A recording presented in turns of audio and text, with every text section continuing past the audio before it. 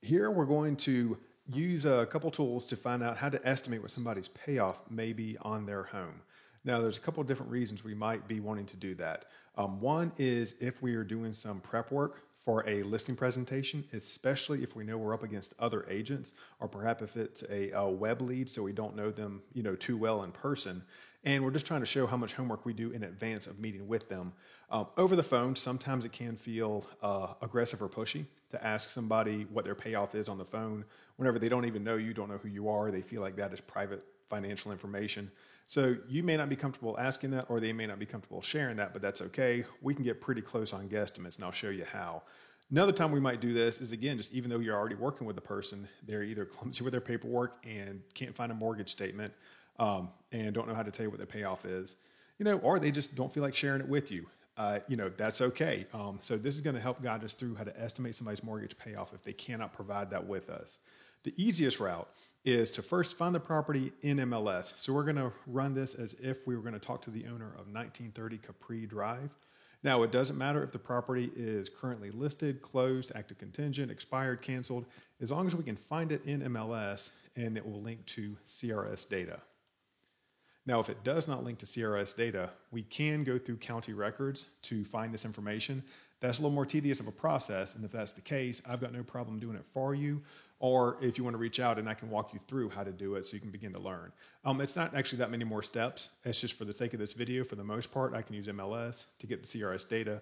This works 90% of the time. So once you found the property from CRS data, we're going to find that in sales history, it last sold in May of 2012 for around $350,000. So let's remember some of those numbers.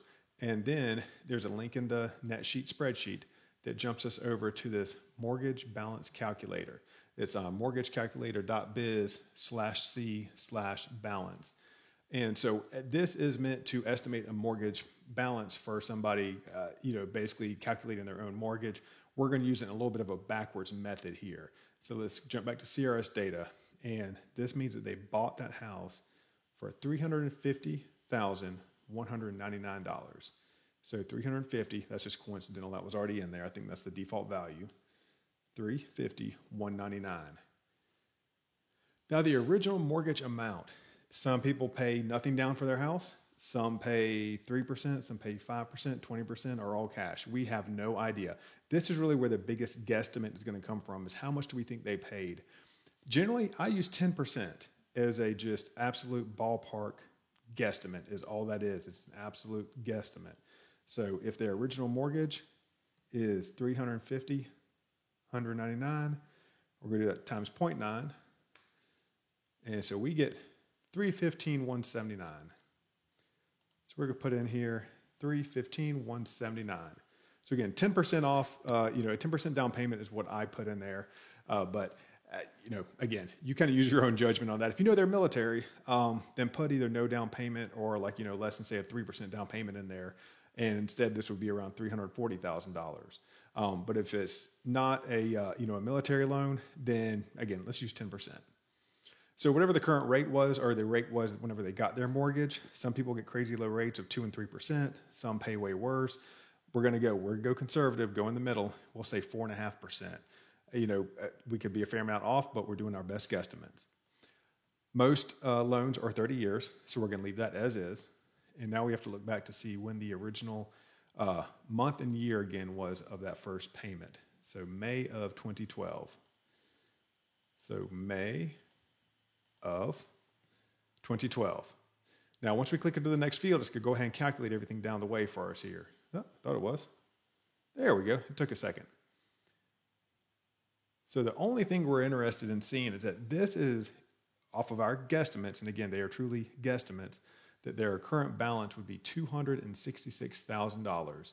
So you'll hear me say a couple times that number could be very far off, but you could just tell the client, look, I backed into this number by looking at back when you purchased the home. You tell me it could be super far off. Hopefully I'm not, but if we are far off, let me know what the payoff is, and I'll update the spreadsheet. At that moment, clients are usually a lot more willing to tell you because, look, you're doing an effort and homework to find out what the number is, trying to help them.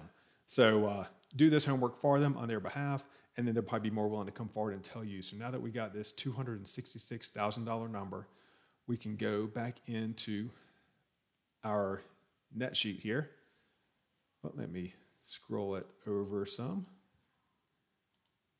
There we go.